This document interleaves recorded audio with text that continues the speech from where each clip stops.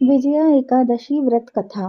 मान्यताओं के अनुसार विजया एकादशी का व्रत त्रेता युग में भगवान श्री राम जी ने भी रखा था। इसीलिए कहा जाता है कि विजया एकादशी समस्त मनुष्यों को विजय प्रदान कराती है।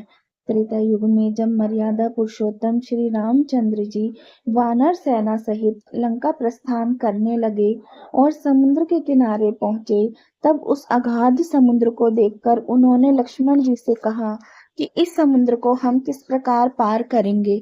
तब उनकी इस समस्या का समाधान बताते हुए कदालभ्य ऋषि ने कहा, हे राम, फागुन मास के कृष्ण पक्ष की एकादशी का उत्तम व्रत करने से निश्चय ही आपकी विजय होगी और आप समुद्र भी अवश्य पार कर लेंगे।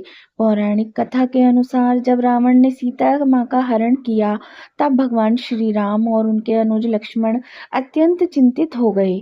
बाद में हनुमान जी की सहायता से उनकी सुग्रीव से भेंट हुई और वे वानर सेना के साथ रावण की लंका पर चढ़ाई करने हेतु विशाल समुद्र के तट पर पहुंचे।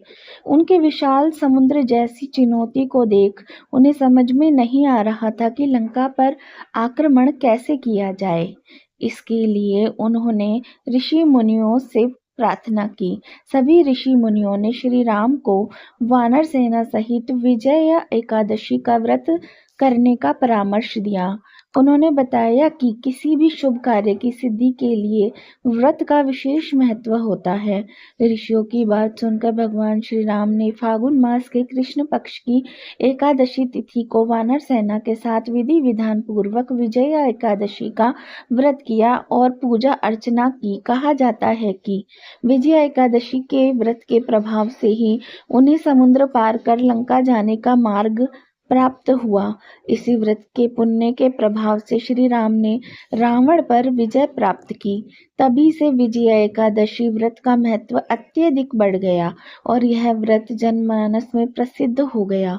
लोग अपने कार्यों की सफलता के लिए विजया एकादशी का व्रत करने लगे। मान्यता है कि जो व्यक्ति विधि पूर्वक इस व्रत को करता है, उसे दोनों लोकों में विजय प्राप्त होती है। इसके अतिरिक्त जो कोई इस व्रत के महात्म्य को पढ़ता या सुनता है, उसे वाजपेयी यज्ञ के समान फल की प्राप्ति होती है। श्री रामचंद्र जी ने ऋषियों के कहने पर इस व्रत को किया और उसके प्रभाव से दैत्यों पर विजय प्राप्त की।